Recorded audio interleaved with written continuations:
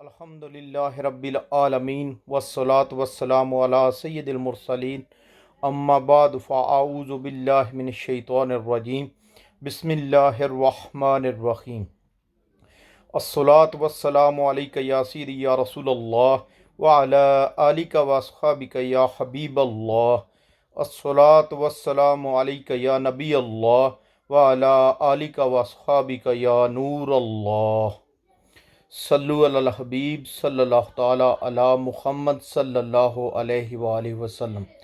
فرمان مصطفیٰ صلی اللہ تعالیٰ علیہ وآلہ وسلم، جس نے مجھ پر ایک بار درود پاک پڑھا اللہ تعالیٰ اس پر 10 رحمتیں بھیجتا ہے۔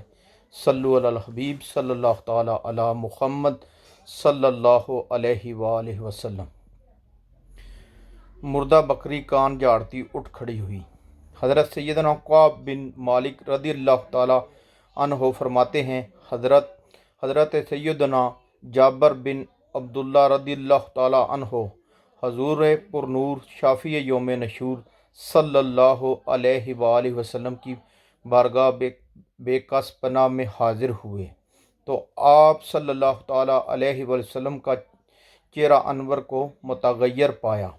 یہ دیکھ کر اسی وقت وہ اپنے گھر پہنچے اور اپنی زوجہ محترمہ رضی اللہ تعالیٰ عنہا سے کہا، میں نے رسول اللہ صلی اللہ علیہ وسلم کا چہرہ زیبا بدلا ہوا دیکھا ہے۔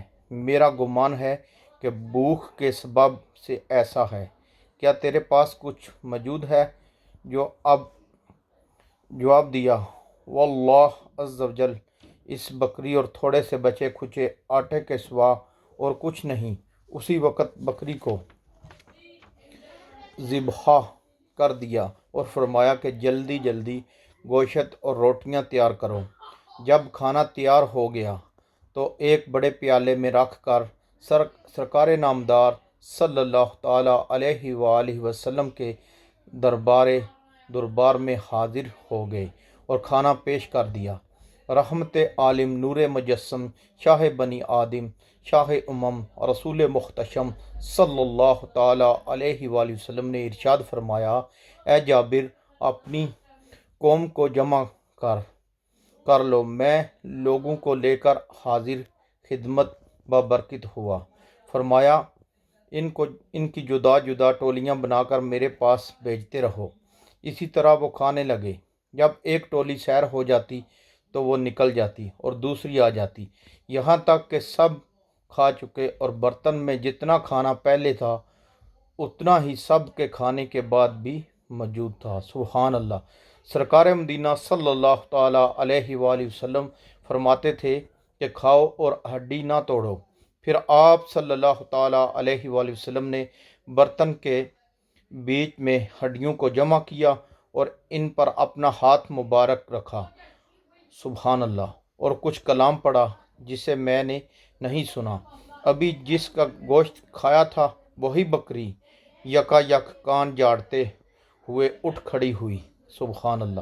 آپ صلی اللہ تعالیٰ علیہ وآلہ وسلم نے مجھ سے فرمایا، اپنی بکری لے جاؤ۔ میں بکری اپنی زوجہ محترمہ رضی اللہ تعالیٰ عنہا کے پاس لے آیا۔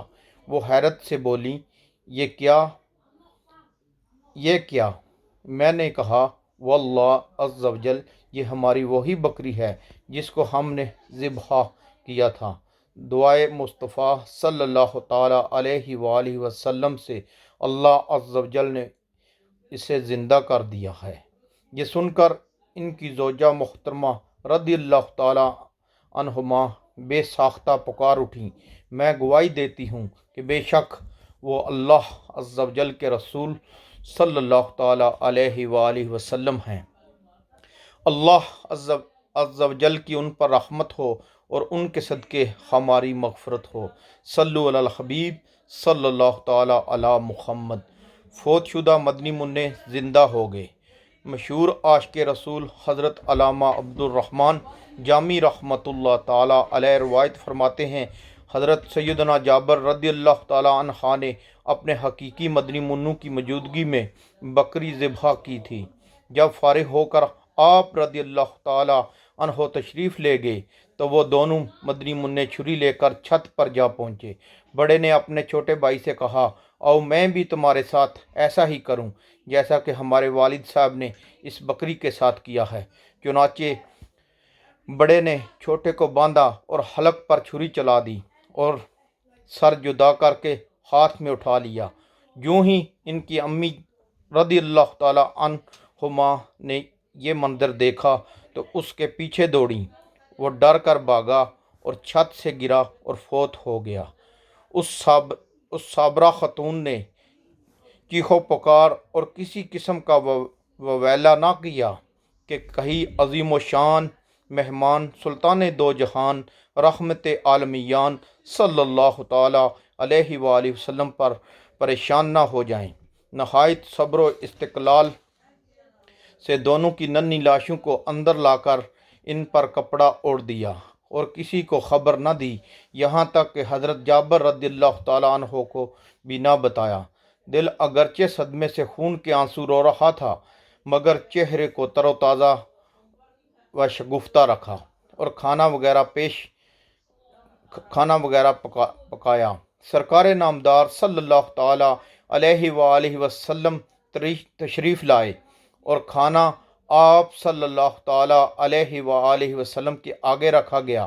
اسی وقت جبرائیل امین علیہ الصلوۃ والسلام نے حاضر ہو کر عرض کی، یا رسول اللہ عز و جل صلی اللہ تعالیٰ علیہ وآلہ وسلم، اللہ تعالیٰ فرماتا ہے کہ جابر سے فرماؤ اپنے فرزندوں کو لائے تاکہ وہ آپ صلی اللہ علیہ وآلہ وسلم کے ساتھ کھانا کھانے کا شرف حاصل کر لیں۔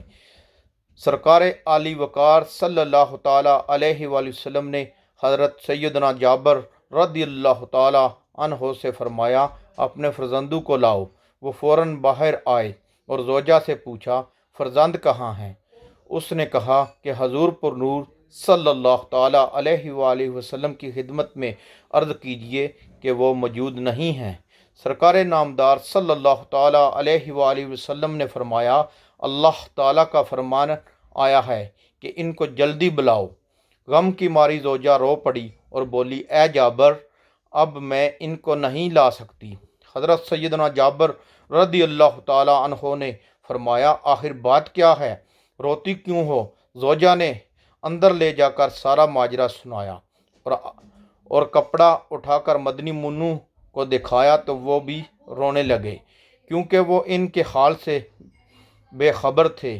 پس حضرت سیدنا جابر رضی اللہ تعالیٰ عنہ نے دونوں کی ننھی لاشوں کو لا کر حضور انور صلی اللہ تعالیٰ علیہ وآلہ وسلم کے قدموں میں رکھ دیا۔ اس وقت گھر سے رونے کی آوازیں آنے لگیں۔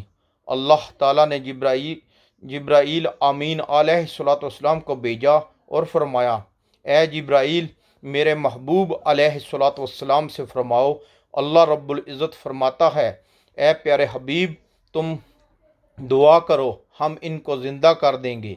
حضور اکرم نور مجسم شاہ بنی آدم رسول محتشم صلی اللہ تعالیٰ علیہ وآلہ وسلم نے دعا فرمائی اور اللہ عز و جل کے حکم سے دونوں مدنی منع اسی وقت زندہ ہو گئے۔